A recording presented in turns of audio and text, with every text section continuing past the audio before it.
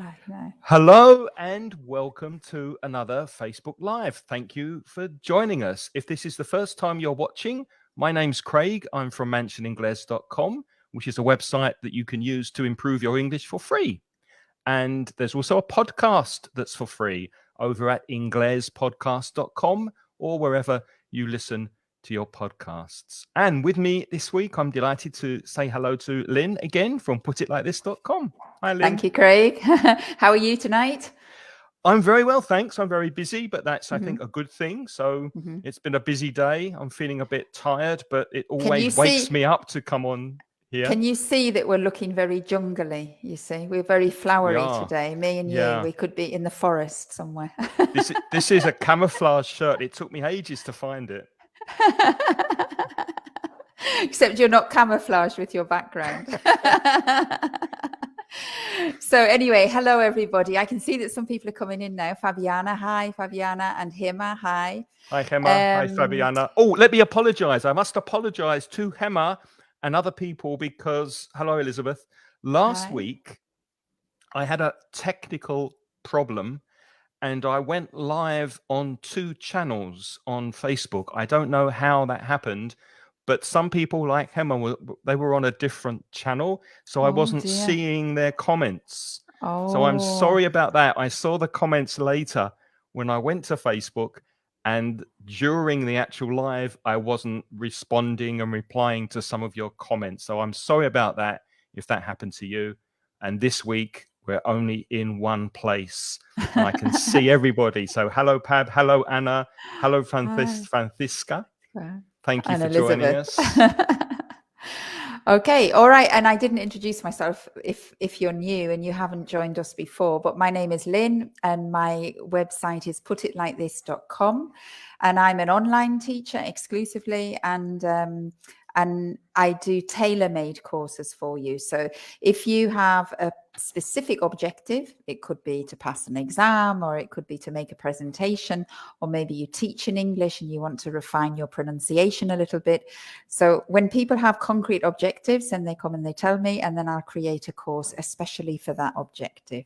So if you're interested, you can go to my website and get in touch. And the website is putitlikethis.com. So thank you for being here. If you're watching us live, and if you're watching the replay, hello.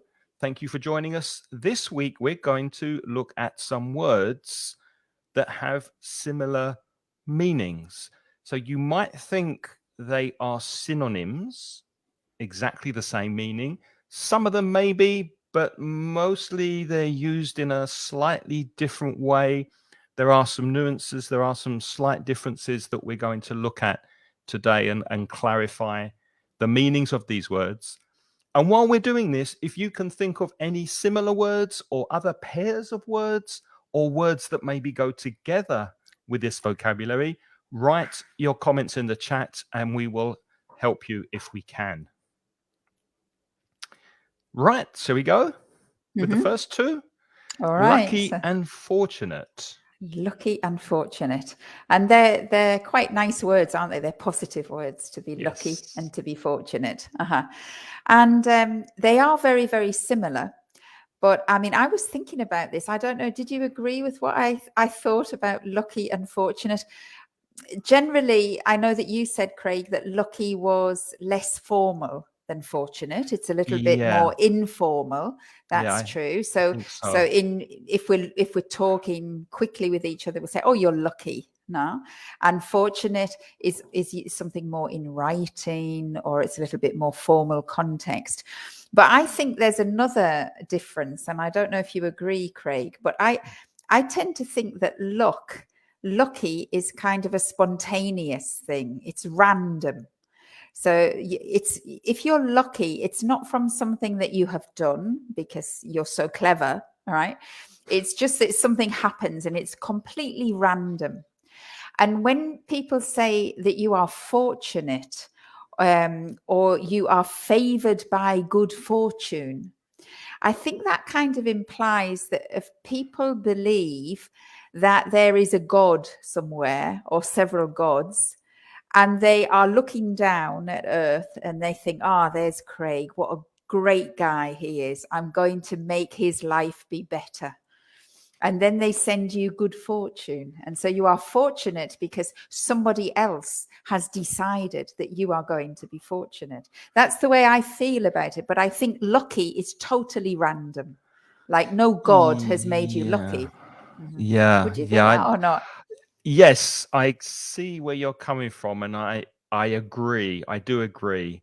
I also think there's an aspect of collocation to it. For example, if I'm a gambler and I like to bet, I would say yesterday I went to the casino and I was really lucky. I won. I wouldn't say I was fortunate at the casino yesterday. But you might say you had good fortune. I You would, had a but that run would of be good fortune. I might, but that would be a lot more formal. Yes, I wouldn't more necessarily say formal. that in conversation. Yeah. I might say I feel very fortunate because I've been able to travel a lot in my life. But don't you think that when you say, I feel very fortunate, another way of saying that is, I have been blessed. With good fortune. Yes, that's And true. blessing, when blessing comes from sort of church language, and it's the idea that God is looking at you and you've done something right, so he's giving you something back. You have been blessed by good fortune. That's true, actually. That is true. And one more thing with the word get, you get fortunate. You can say, I got, you say, I got, let me start again from the beginning. I got lucky is a collocation. I got fortunate isn't a common collocation. So with the verb to get, it's much more common to use lucky than fortunate. I got really lucky when I won the lottery. But to get fortunate, it's not a common collocation. No. But that's also because the verb to get, everybody should remember this, the verb to get is quite an informal verb. We often use the verb to get, and in order to replace another verb that is more formal. So, for example, I can say, I got a letter yesterday, and the synonym of got is I received. I got lucky means I became lucky. Exactly. So a lot of the time when we use the verb to get, it's usually in informal situations. So, of course, if we follow what Craig said before, lucky is informal, fortunate is more formal, then yes, you would always say get lucky, but you wouldn't say get fortunate. And Francisca says, sido bendecido, blessed, right? Blessed, yeah, I think so. Yeah, exactly. Yeah, so hi, more Christine. Fortunate. Hi, Mika. Hi, Christine. Mika from Toledo is here, and Paro's joined us, and Maru as well. Nice to see you. So lots more people coming in as we are broadcasting live on Facebook. Should we go to the next one, Lynn, or do you want to add something? I wanted to ask you, do you think you're a lucky person, Craig? Are you lucky? I think I am very lucky. First of all, because of being born where I was born and into the family I was born into. I think initially when you're born, that's a matter of luck. I mean, you can be born in some parts of the world that are not easy to live in for various reasons. So I think when you're born into a nice family and you're born in a nice country you've got opportunities, then you're lucky and fortunate to have done that. But yeah, I think I'm a lucky person. What about you? Me, definitely. But I'm an optimist, remember? That's true. We've realized that you're an optimist. Yeah. That's right. So if you're an optimist, I always think I'm lucky, but I really am. I mean, I think, I have nice friends, good family. I am lucky. You are. Live in a nice place. Let's hope it holds out. Let's hope we continue to be lucky. Let's hope we continue to be lucky. Yeah. Okay, well, the next two words, we've got cheap and inexpensive. I've got a story to tell you about these two words. Obviously, well, let's first of all look at the meaning of price, how much you pay for something. Now, my dad had a friend in the UK, and his friend had a shop that sold clothes, and the clothes were not expensive. And I went into the shop one day and there was a jacket, and I said to my dad's friend, his name was Frank, I said, Frank, this jacket's really nice. How much is it? And I think it was about 18 or 19 pounds. And I says, oh, that's cheap. He said, no, Craig, it's not cheap. It's inexpensive. Because when you call something cheap, you're reflecting very often its quality. Mm-hmm. And when you say inexpensive, you're saying it's not expensive, well priced and not mm-hmm. expensive. But if you're calling something cheap, that could have a negative connotation, mm-hmm. a negative meaning. Mm-hmm. That's one difference between cheap and inexpensive. Yeah, definitely. Cheap is negative, and inexpensive is neutral, isn't it? It's more neutral. Mm-hmm. Mm-hmm. And also, people can be cheap. Exactly. And that's negative, isn't it? That's very negative. If I say, oh, Craig, you're cheap, what does that mean, Craig? I don't like spending my money, and I always go for the inexpensive option, the cheap option. So if there are two pens, I'll always buy the cheap one. I'll always go for the lower price, whatever. And if you were to invite me to dinner and you take me, instead of taking me to a nice restaurant, you take me to a takeaway, McDonald's, then I'll say that was a bit cheap. Stop being cheap. Treat me the way I should be treated. That's right. Christine is saying a very nice collocation as well on the chat file. Cheap and nasty. Yep. That's true. And those two words often go together. They're very negative, no? Cheap and nasty. And Francisca is saying tacaño in Spanish, and that's correct, I think, isn't it? Mm-hmm. Cheap. If somebody is cheap. But of course, often we talk about things being cheap or inexpensive. Mm-hmm. I wonder if there's a difference between tacaño and rácano, because rácano means cheap as well, doesn't it? When you're talking about a person. Is there a difference? I'm asking the chat room here. Rácano and tacaño or tacaña. I don't know if there's a difference. But on the same, with the same idea as being cheap, there's another word which is similar, and that's thrifty. The pronunciation's quite difficult with, you have to put your tongue between your teeth to make the th sound, and then there's a f sound, so your top lip goes over your teeth to make the f sound. So it's thrifty.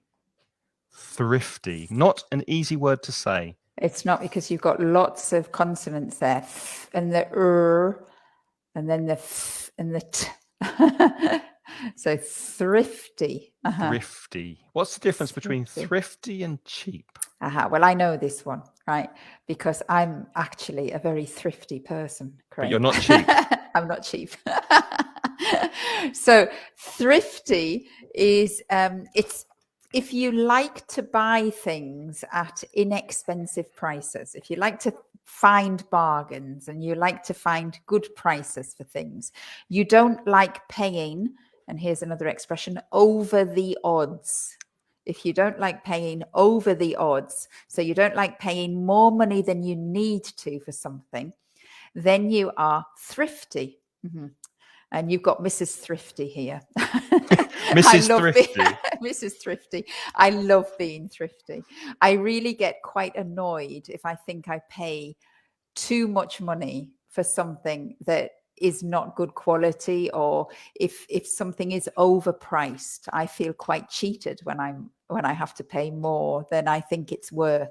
So I'm quite thrifty, but I'm not cheap, because you can be thrifty, but you can buy expensive things, and you can be generous with your money. It doesn't mean that you're trying to keep the money for yourself. It just means that you have an eye for a fair price.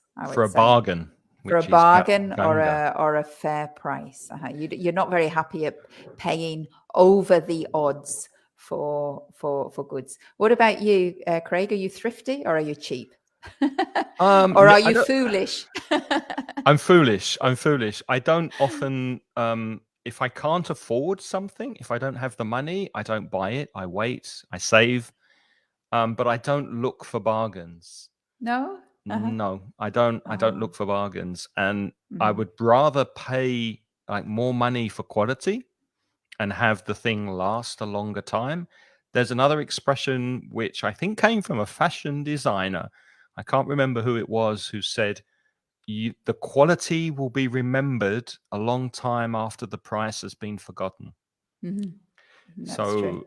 I prefer to wait and not buy something rather than buy something cheap.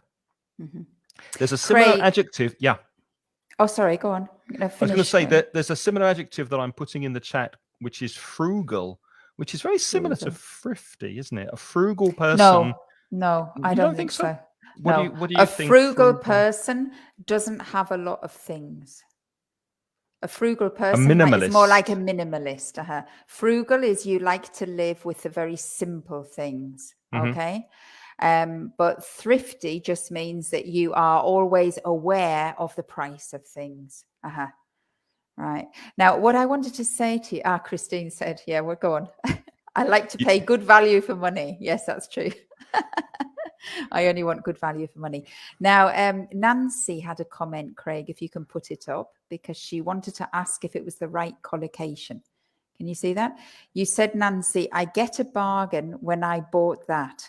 Is that the right collocation? Well, it is right to say get a bargain, right? But in your sentence, you've got present in get, and then you've got past with buy, and that's not quite right. So you have to either say the sentence in present or in past. So you could say, well, in present, it's not really very common. You might put it in the future. You'll get a bargain. You will get a bargain. You'll get a bargain when you buy this. Or if you're talking in the past, you say, I got a bargain when I bought that. Yeah. So just make sure your tenses are the same. And I would probably say it was a bargain, or yeah, you got a bargain when you bought. I got a bargain when I got that. It was a bargain. Yeah. It was a and bargain, again, we've got from what we were saying earlier, we've got the use of that verb get, very informal, and get is replacing paid for, isn't it? I got a bargain. I paid for. Yeah, I received a bargain. I received, yeah, or I have a, yeah. I had a bargain, to have a bargain. So that get is replacing a more precise word. Yes, exactly. Okay. So moving on then, a pair of words that also speak to money and the idea of spending money, because cost you connect with money. How much does it cost? It cost a lot of money. So the adjective costly means you paid a lot of money for it. But what's the difference between costly and expensive? Well, I think it's because the expensive refers purely to money. Yes. And costly can refer to money, or it can refer to situations.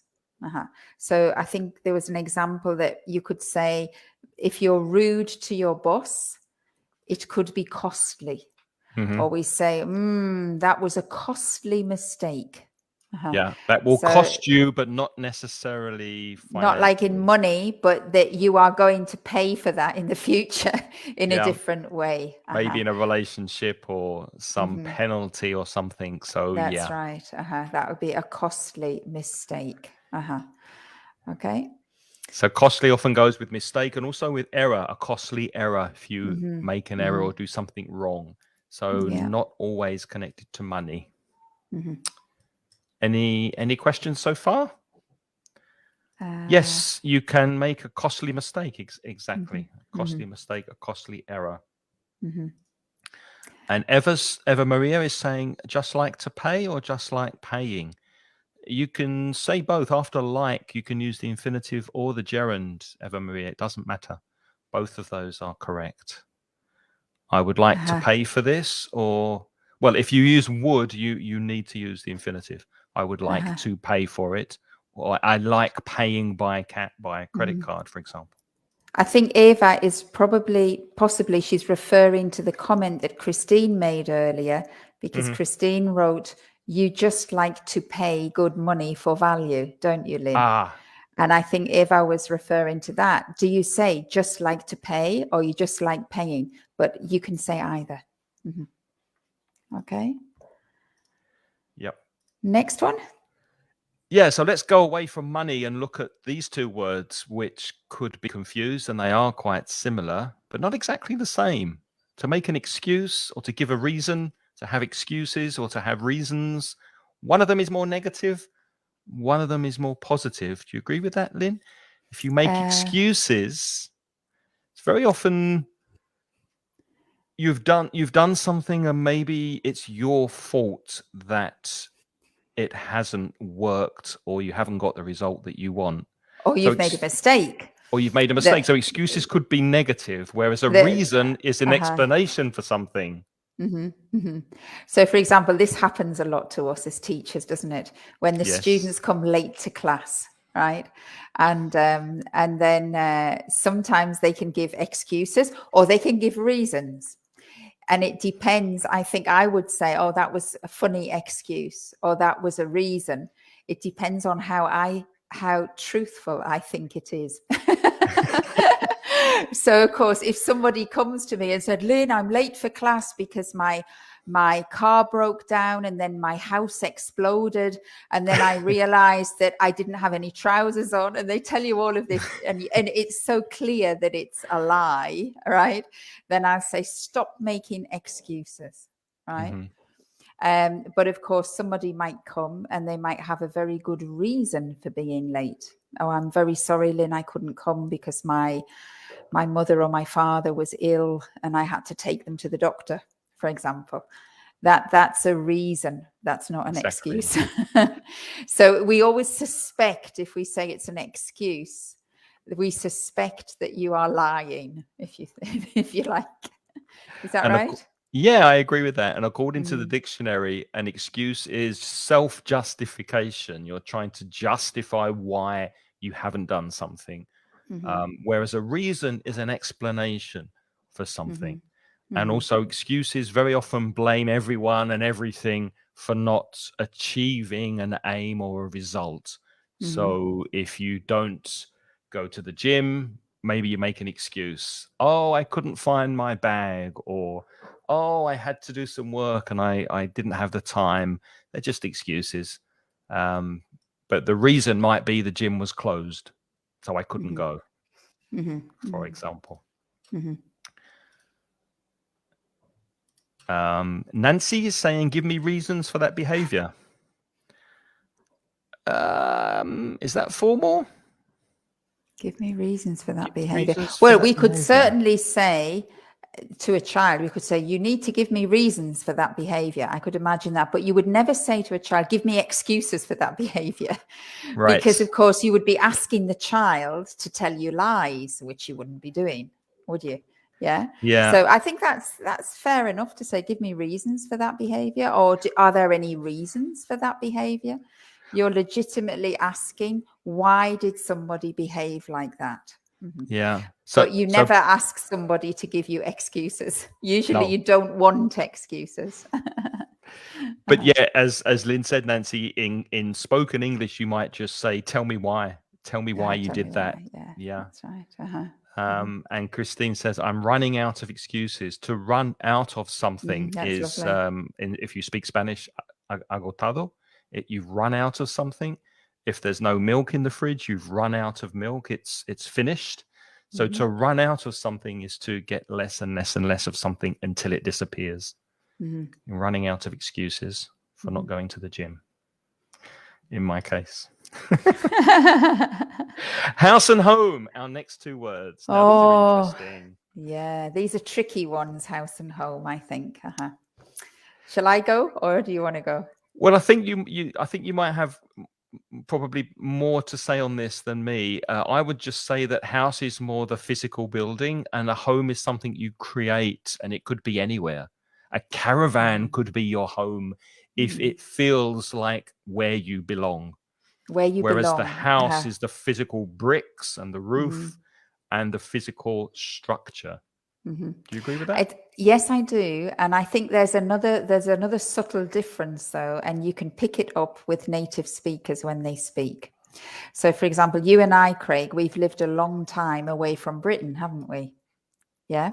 I know that your family left Britain a long time ago. Mine have too. But for example, my home, if I say I'm going home, if you say to me, Craig says to me, Lynne, what are you doing this summer? And I say, oh, I'm going home. Now, I have lived in Valencia for 20 years, and I haven't lived with my parents for 40 years, Wow. I think, right? But if I say I'm going home, do you know where that is? That's where my mother lives. Where your And parents it was, are. and it was my father died, but it's where my mother lives, and my home is where my mother lives. And I say that, I don't realize that I'm saying it, but I'm saying, oh, I'm going home. This year I'm going home. And it's very strange, because where my mother lives now, I never, ever lived. I never lived. That was not the house I grew up in, nor the country I grew up in. But home is where my mother is. So I think it's something to do with like where you think that you belong, right? Yeah. Now, I do call my house here home. Of course I do. I say to my daughters, when are you coming home? But that's our home, like my daughters, my husband and I. But in other contexts, I'll say, this is my house. Yeah, I'm living in Valencia, but my home is... Or you go back to your hometown, which in my case is in England. Yeah. So it's a strange word, home, but it definitely means the place where you feel that you belong. Yeah, I agree with that. And the house is just the physical building where you live. It's the place you live, but it's not necessarily your home. And then there's lots of songs about this. Can you, I don't know the song, but it goes, a house is not a home. Wherever you lay your hat, that's wherever your home. Wherever you lay your hat, that's your home. I think as time goes by, a house is not a home. I remember some lines from songs, because home is where the heart is. Home is where the heart is. People play with these two words, home and house. Give me a home where the buffalo roam, and I'll show you a house with a very dirty carpet.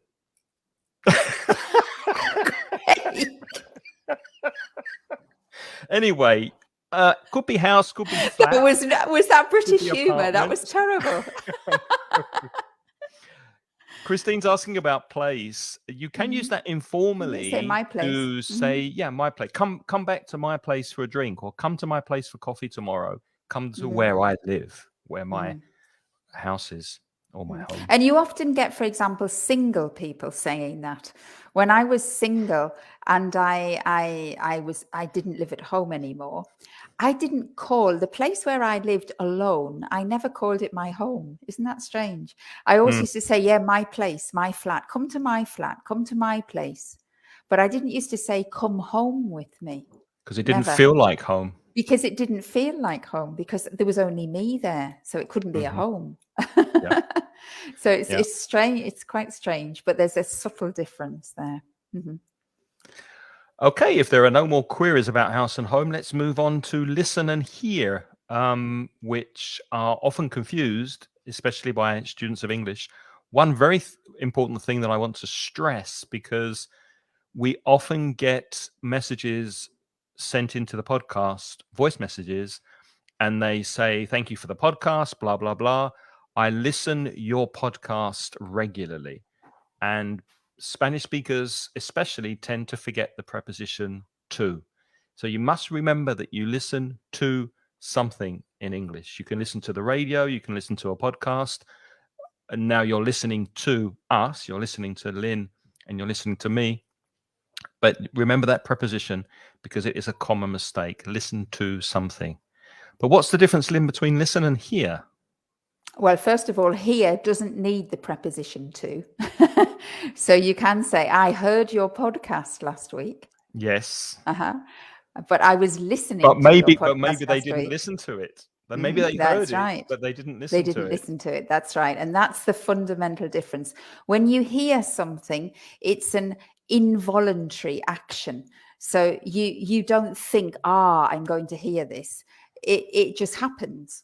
The sound goes in your ears and you hear the sound, but you haven't paid any attention to it. But when you listen to something, it means that you decide that you want to hear and understand something. So when you listen to something, it's with attention. And when you hear something, it could be with attention or not. So, for example, if I say, oh, I heard a sound, I heard a bang, I heard a crash outside in the middle of the night. You heard it, but you weren't expecting it. Can you hear my neighbours? My neighbours are making a noise now. No, I can't. No. Children are making a noise. So if you can hear them, I apologize. So you're not paying attention to them, perhaps, but maybe you can hear them because they're making a noise. The children are playing. But if you listen to us, then you're trying to understand what we're saying, basically. Exactly. And in a similar way, these two words are sometimes confused. See and watch. If you're watching something, as Lynne said, using the idea of attention, you're paying attention to something. So if you're watching TV or you're watching a play or watching a film, then you are deliberately giving your attention to it. But you could see something by accident. I was walking along the streets and I saw a friend yesterday. So when we speak about hearing and seeing, we're talking about our senses, the sense of sight or the sense of hearing. Whereas watch, really, you need to pay attention to watch something. So you watch football, for example, you watch a sport, you watch telly, you watch a film, you watch a YouTube video. And that's a problem for the people here who are Spanish speakers, I think, because with hear and listen, you have that, don't you? With escuchar and oír. But with see and watch, you tend to use ver. You ver la televisión. Or he visto una persona por aquí. All right, I saw. So in Spanish, you often use just one verb for those two actions. And often the most common mistake is I saw television yesterday, or I saw a film. Now, we do say I saw a film, but it might not be that you watched the film. Maybe you just saw it. Yeah. Or like maybe you saw it on a billboard being advertised, right? But if you watched the film, you watched it with attention. And there Christine's just That's Christine's question. Yeah.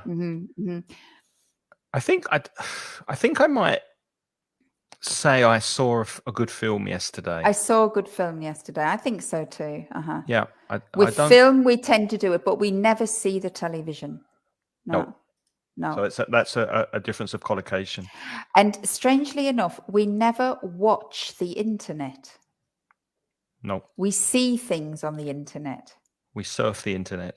And we see things on the internet. And I think that's because you are looking at the internet with attention, but the information comes in a very spontaneous way. Could we say that? So you're not expecting it. Sometimes you get a pop-up and you're not particularly expecting it, are you? True. But yeah, so it's collocation, isn't it? It's browse the internet, surf the internet.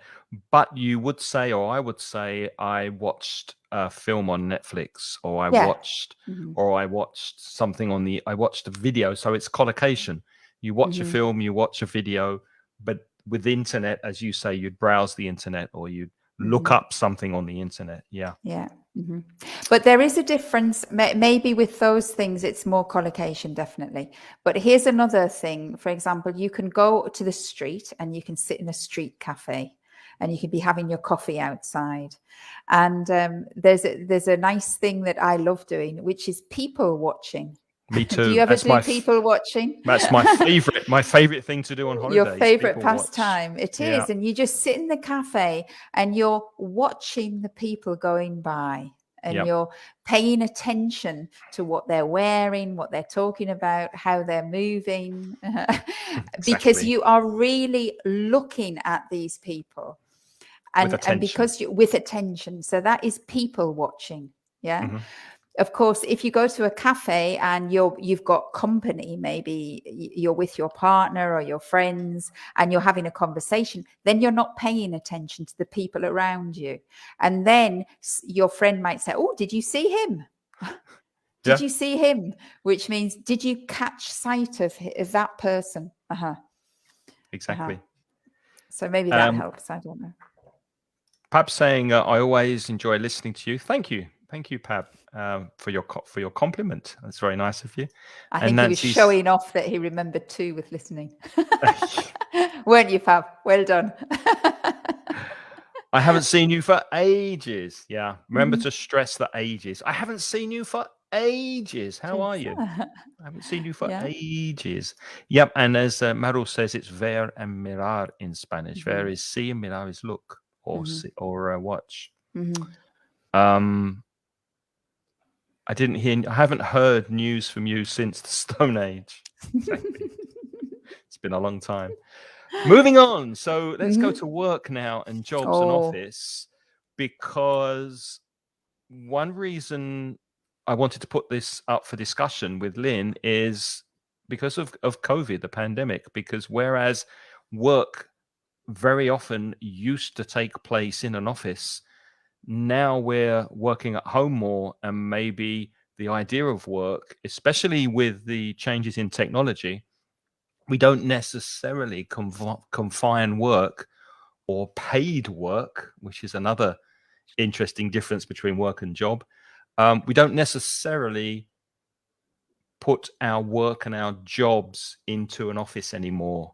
It's spread out, I think, outside of the office these days. But first, let's go back to basics. So, Lynne, what's the difference between job and work, in your opinion? Job and work. Job, you could say, as a position. So, like your job is as a doctor, or your job is a teacher. What's your job? My job is a teacher. My job is a doctor. My job's a builder. Okay. And your job is the position, maybe you could describe what your duties are, and you have a salary that's related to the job. Now, work is actually the content of the job. So it's what you really do every day. And it's, if you like, all the tasks that are involved in the job. So the job is the position, and the work is actually what you're doing. So, for example, I'm a teacher, but at the moment, I have a lot of work because I am preparing classes. I'm preparing a special course. I'm teaching. I've got a very full timetable at the moment. I'm also doing some other videos with my colleague Craig. And so I have a lot of work on at the moment. I have a lot of work to do. So work, if you like, are the tasks that you do. And also we use it in a very general sense. So you can say, if you're talking about the economy, you can say, oh, the work situation in Spain is not very good at the moment. A lot of people are out of work, which means they're unemployed. Okay, so you can use work, and you can conjugate it with things. Of course, as well, to work is a verb, whereas job is usually a noun. Okay, but if work is a noun, it's the general idea of the tasks that you do. And it's uncountable. So you can have a lot of work. Maybe you have 3 jobs, so you can count the jobs you have, but work is uncountable. So you'd use it as any other uncountable noun. I have a lot of work. I'm doing some work. And then now it gets a bit tricky. One second before we move. Oh, you're going to go to office. Yeah? Well, no, I think there's one thing that I'd like to add. Okay, yeah. And I'd like to add that I don't think work is always paid. If you clean your flat, that's also you're working. If you clean your car, you're working, aren't you? But that's not a job. No. And if you're looking after children, maybe that's hard work. What's hard work? But it's not a job, but it's work. That's true. So work can also be unpaid, but jobs are usually paid. You get a salary. Sorry, I interrupted you. Carry on. That's all right, because now I was just going to make it even more complicated now. We're inching it up again. So this work word is a nasty one because we've just said it's a noun and it means tasks or the things that you do. We also said it's a verb, to work. And let's think about office. Office is a noun, and office is a place, right? It's a place. But we also have the collocation. If I say, where are you? And you say, oh, I'm at work. So work can be a noun, and it can also mean the place where you work. So if I say, where's your wife right now, Craig? You say, oh, she's finishing late. She's still at work. And that's actually the company where you work. If you are at work, it's the company where you work. It's not working from home. So, for example, I wouldn't say I am working now, but I am in my own home. So, because I work from home. So now nobody says, oh, Lynne's at work. I can't say she's at work. No, she's at home, but she is working. And to complicate things even more, because I said before that work is an uncountable noun, it can be a countable noun when you're speaking about art, because you can have work of art. Picasso created this work of art. So when you're speaking about paintings or sculptures or anything that you're creating, it can be a countable noun, and then you need the article, a work of art. But usually when we're speaking about trabajo in Spanish, it's uncountable. But sometimes we're working when we're not in the office. And even if you have a home office, like I can see Lynne there with the headphones at her computer, and I'm also in my home office here, which is a corner of my living room. It's not really an office, but you can be working on your phone when you're sitting in a cafe, people watching. You can be doing some work on your phone. So I think we've extended our idea, our concept of work, and now we can work pretty much anywhere sometimes. And maybe just the final thing about the word work is that sometimes people have problems pronouncing it, right? So although it's an O, it's not walk, right? It's work. That's that vowel in English, which doesn't really exist in Spanish. It's the sound. I call it the vomiting vowel because it sounds like you're vomiting. So I always call it the vomiting vowel. So it's work. That vowel is a tricky one in English because the spelling of that vowel can be many different things, because we can say girl is I-R, nurse is N-U-R-S, learn, L-E-A-R. Right. So it's a horrible vowel because you never know from the letters that you should be speaking it like that. But this word here is work. The other word is walk, but walk is what you do, W-A-L-K, which many Spanish people also get wrong, and they try to say walk, but it's not walk. It's walk with an, it sounds like an O, it's written with an A, right? So walk. And this one is work. And then to help you with that, you can practice in the shower. I walk to work. I walk to work. And then maybe you can practice differentiating it, because it's a word that's often mispronounced. Isn't it? It is. Yeah, absolutely. Our next three words: thin, skinny, and slim. Now, skinny has a negative connotation for me. If you're skinny, thin just means it's the opposite of fat, isn't it? And it's a neutral word, and it doesn't necessarily have a negative connotation or meaning. Whereas if a person is skinny, they're too thin. They don't look healthy. They're too thin if they're skinny. Slim is positive. If you're slim, if you have a slim figure, that looks attractive. Do you agree with that? Yep, absolutely. And we are both slim, aren't we, Craig? Speak for They can yourself. only, it's all right. They can only see us from here, so we're both slim.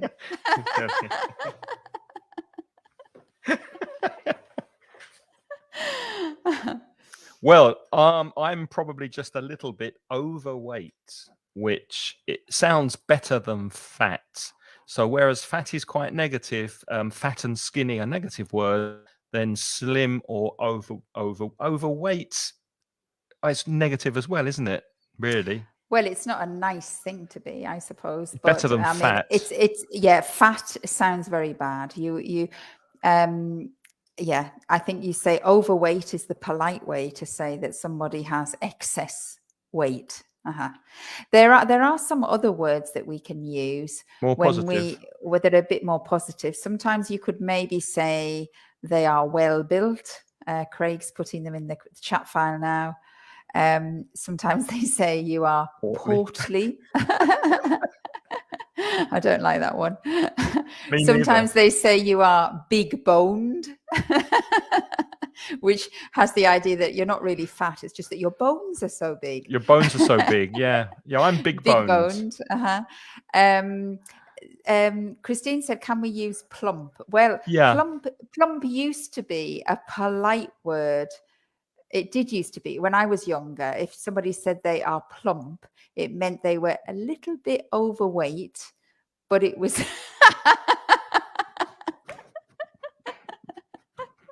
Craig is doing an impersonation of plump. Do it again, Craig. Go on.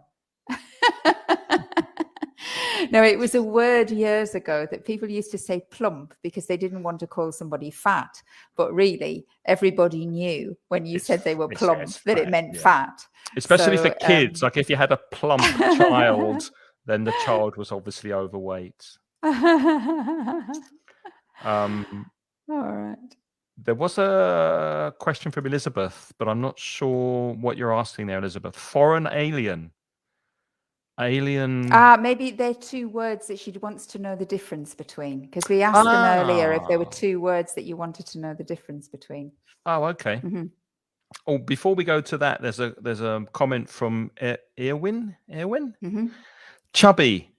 Yeah. For babies, it's positive. More for babies, isn't it, than grown-ups, than adults. But you could call a person who's overweight chubby. I don't think it's as negative as, definitely not as negative as fat. So chubby would be just a little bit overweight, perhaps. So we go back and let's go back to foreign Elizabeth's and alien. Question. Elizabeth, yeah.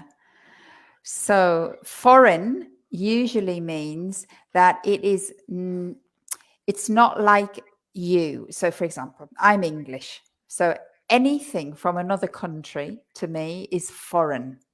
So Spaniards or Italian or Chinese, that is foreign. Okay, so if it's not your nationality, it is foreign. That's one use of the word. And of course, we talk about foreigners, and they are people who are not nationals of your country, who are in your country, right? So people who do not have the same nationality as you are foreign. If you are alien, for British English speakers, alien means that you are from outer space. So that you're not of this world. If you are alien, you are from Mars or Jupiter or somewhere else, somewhere not Earth, right? However, exactly. But of course, in American English, you do hear they talk about aliens. Illegal aliens. Illegal aliens. And when they use the word in American English, the alien means they are foreign. That they don't have the same nationality. So there's a difference there between British English and American English, if you like. So you could say alien and foreign are synonyms if you take them British and American English. But in British English, they're very different, the two words. So foreign means not your nationality, and alien is something from out of space. Yeah. Okay. Can we refer fat to food? Yes. Food has fat. You get saturated fats. The adjective is fatty, so you can have fatty foods. If you cook if you fry chips, fried food is often very fatty. So definitely fat can be applied to food. Yes. How are we doing? We've got fat and overweight. Should we go to the next one? Yeah, we've only got 2 left, I think. Two more Yeah. pairs of words to go. Now, this is an interesting comparison. The difference between jealous and envious. What do you think, Lynn? Shall I start with this? That one. You start with that one. It is a tricky one. Usually when you speak about jealousy, you're speaking about something related to your things, which very often is a person in a relationship. So if you're in a relationship and you're jealous of a third person, then you're very really possessive of the relationship you're in. Imagine I have a girlfriend and a friend of mine starts to speak to my girlfriend and flirt with her. Then I'll get jealous, perhaps. I'll get jealous of that third person. So it's very much a feeling that's in your stomach. It's an emotional, kind of passionate feeling that's very often connected to relationships. Whereas if you're envious and the noun is envy, if you're feeling envy, if you have envy of something, then you want something that somebody else has. So you can be envious of your neighbor's car, for example, or envious of your neighbor's lovely big house, or envious of somebody's gold watch. You want to have it. So that's basically the difference. But even native speakers confuse these two words and use them interchangeably. They might say they're jealous of their neighbor's new car when really they mean envious. Yeah, and a jealous is definitely it's this passion, this passionate that comes inside you because you want it all for you. So you're often jealous of people in relationships, and it doesn't mean that you want what they have. It just means that you don't want, especially in relationships, that's the easiest thing to say. So imagine you have a partner and then there is a third person and you are frightened that your partner is falling in love with the third person. Yeah. Then you are jealous. And that's not because you want the other person. It's because you don't want your partner to want the other person. Yeah. Yep. So that's why you're jealous. But when you're envious, you want the thing that the other person has. So you're envious of your neighbor's car because you want the car. So you can be envious of somebody's relationship. Yeah, you could be envious of somebody's relationship. But you're jealous of a person. I've put the two nouns in the chat. So jealousy and envy. Are you a jealous person, do you think? No, I don't think so. I mean, I think everybody is a little bit jealous. Sometimes I have that sort of passionate, irrational feeling like, ooh, and you get a little bit jealous, and also envious. I think occasionally, sometimes I look and I think, oh, I want that. Yeah. Then I might be a bit envious. But I think as I've got older, I think those kind of things are easier to control, like you feel it and you think, oh yeah, that's stupid. And it just goes away. But when you're younger, you're much more, you don't know how to deal with those feelings. I think they're very natural feelings that most people have, and then you learn how to control them. Christine's got a lovely collocation. Insanely jealous. Like it defies reason. It's not reasonable. You are insanely jealous. Well done, Christine. Fantastic. Excellent. Okay, we've got our last two words here, and they are problem and challenge. And I've noticed in recent years, since I've been teaching, that we don't have problems anymore these days. Not at all. There are no problems. There are no problems in this world. There are no problems. There are many challenges that we are facing, but there aren't many problems. Everything is a challenge. Because problem has become, I don't know if you agree, Lynn, it's become quite a negative word that people don't like to use. I think it started years ago when I worked in business. I remember very clearly about 30 years ago when I started working in business, bosses in the reports, I was told literally by a boss, I don't want the word problem in the report. Right. So you couldn't write the report and say there is a problem with this. You had to say there is a challenge, or this is not working at the moment as it should. But you weren't allowed to use the word problem. You sounded too negative. So you had to use the word challenge. And I think that started in business years ago. And then it moved over into politics very quickly, because no politician talks about problems. They only talk about challenges. Just put a quote in the chat for you, Lynn. An optimist looks at problems and calls them challenges. Well, actually, I am an optimist, but I prefer to use the word problem sometimes. Just You're because I'm lazy. When you use the word challenge, it sounds, oh God, that's too much like hard work. Yeah, isn't it? Exactly. Yeah. So, sometimes it's nice having problems, and then other people have to sort them out. But then, if you have then you make excuses. If you have a problem, you can make an excuse. Exactly. And if you have a challenge, the pressure is on you to solve it, isn't it? So